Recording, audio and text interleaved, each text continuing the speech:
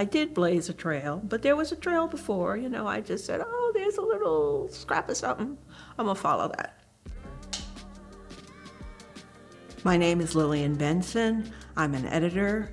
I work mostly in fiction, scripted work, but I started my career in documentaries. 3 words to describe Lillian Benson are gifted, generous, integrity for her craft.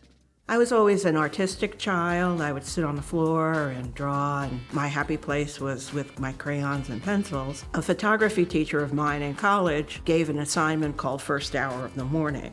And when he saw my photos, he asked me whether I was in film. And I said no, and asked why.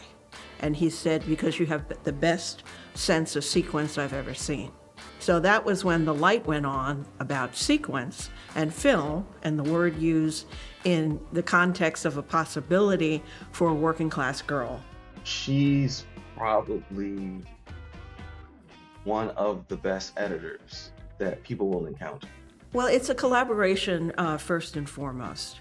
And your job is to make everybody look good, to solve problems, comfort people, also to discover things that the director doesn't know he or she has. And that's like the bingo moment when you feel when they're sitting behind you, they know. One director patted me on the back and he said, "Atta girl." And I knew I had nailed it. It was stunt flying. So I couldn't tell which way we were looking through the windshield, which they had shot. So I made a little cardboard airplane. And that's why when the first cut I hadn't made any mistakes. Here's the thing to remember about Lillian Benson and myself. We were young African-American editors coming up in a business where you didn't see a lot of people of color. She was supported by other Black male editors like John Carter and some others, Joe Stanton, who helped her get into the business. He helped me tremendously. And he got me into the union. That was the first huge thing he did. John Else was another person who mentored me and helped me. He was my second big PBS show. So then all of a sudden, I'm Lillian Benson, PBS editor. I've worked for Black, public media because of her. I've done a season of Afro Pop. People like me, I stand on her shoulders.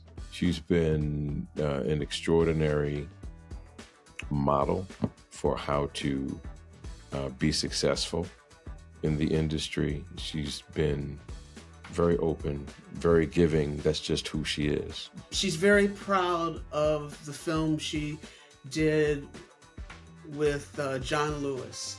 She was very proud of that. And I think, didn't she get an Emmy for that? Lillian was deeply committed to John Lewis. She was very hopeful that the film would provide a portrait of him that really would keep his life central to those who followed. The words I would use to describe Lillian would be passionate, innovative, fighter. My family is from the South. I am descended from enslaved Africans and slave masters and overseers. I think the impact she made for Stories of Color is, first of all, recognizing where she comes from and knowing how to present our side of the story in a way that helps others to understand not only a struggle, it helps us understand what needs to be done. I worked on films about the slave trade. I had to look at all that footage for eyes. I looked at King in his coffin, for God's sake. There are several projects of Ms. Benson's that stand out. One of my favorite shows that she's cut is called Conscious and the Constitution. And the reason why it resonated with me is because I have a sister-in-law who's Japanese, and her parents were interned in that camp. That connection meant a lot to me when I watched the film. I saw something from Nikki Giovanni recently. She said that writers don't write from experience. You can only get one book out of your experience. Writers write from empathy because you have to tell the whole world's stories. Editors have to edit from the receiving, open-hearted, kind, tolerant place. I was always good at puzzles. I used to sew. I don't sew anymore, but it's the same thing. You mush it together. And then you see something that is different, better, more elevated than what existed before. I think it's a process in which you can actually see your effect on the final project. And maybe that's what is satisfying. She has been such a mentor to me and such a example of integrity and grit and, speaking truth to power. I'm into some truth-telling, and I think it's really important to show all different kinds of communities as they are from the perspective of the community. She's always fighting for the equity, the recognition of people of color in this art form.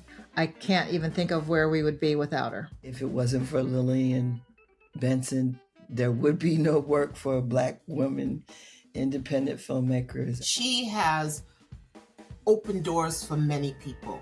She brings a dedication, she brings perseverance, she brings a level of integrity that I think is monumental as a filmmaker. She's very special. She was always a force to be reckoned with, Lillian Benson would brook no nonsense. And if you were to meet her somewhere, because of the humility, you would not know that, that she's a giant. And really making the world such a better place through the work that she does. To this day, she's not just a friend, but she's a colleague and a mentor. She is one of the North Stars when I think of the path that I took to become an editor. So it's not like going out into the jungle in the forest that's never been touched by a human hand. It's more like making a better trail for those who come behind. Miss Benson, congratulations on receiving a 2025 Black Public Media Trailblazer Award. I can't think of a person who is more deserving. You've always been the trailblazer, and now finally people are recognizing it, and it's so well deserved and it's so overdue. You're such a woman with grace and integrity, and I care about you a lot. You are a brilliant, brilliant artist, and I'm so proud to be your friend. Lillian, it was an honor so well deserved is this Trailblazer Award for you.